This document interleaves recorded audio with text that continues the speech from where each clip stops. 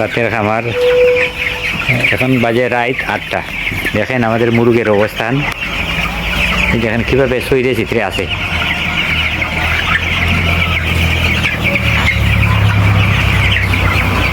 চতুর্দিকে কীভাবে সইরে চিত্রে আছে, কোনো মুরগের কোনো সমস্যা নেই, বোঝা যায়। দেখেন সব সারা গায়ে সব রাস্তা গোড় দিকে এইভাবে চিত্রে আছে সমানভাবে, একবারে সমান, কোনো ব্যবধান নাই, কোনো দিকে কম কোনো দিকে বেশি নেই, সমানভাবে আস্তে আস্তে আস্তে করে মুরগি।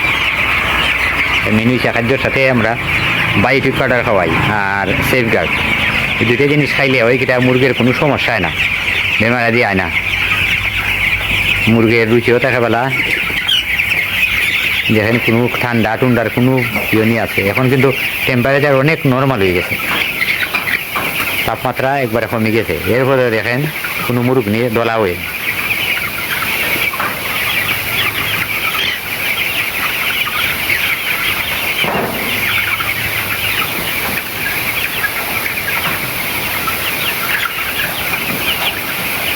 আমার পাড়াদার আছে, মুরগির সাথে সাথে খেলাতে আছে।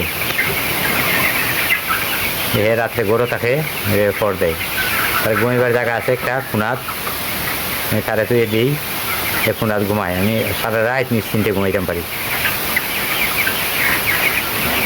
কোনো যাতে একটা ইঁদুর যদি আয়, ইঁদুরে চাইব দইরে মারি দিত, বন্য কোনো প্রাণী তো কাছেই যাইতে পারে না।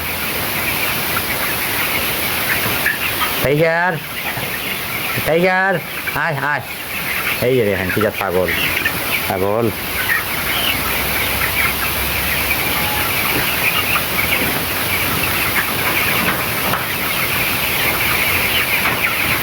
তাই দেখেন কোনো একটা মুরগ রেনি হে কোনো আঘাত দিব, মুরগে তার উপরে উঠে যায়, উপরে উঠে ঘুমাই থাকে,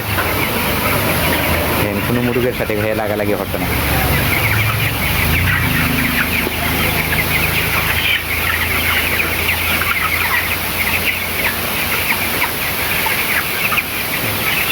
টাইগার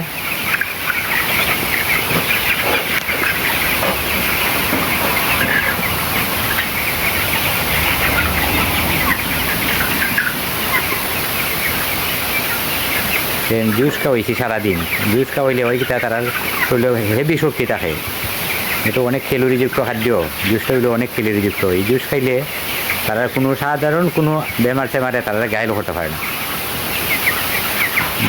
আমরা কোনো একটা ভ্যাকসিনও দিয়েছি না।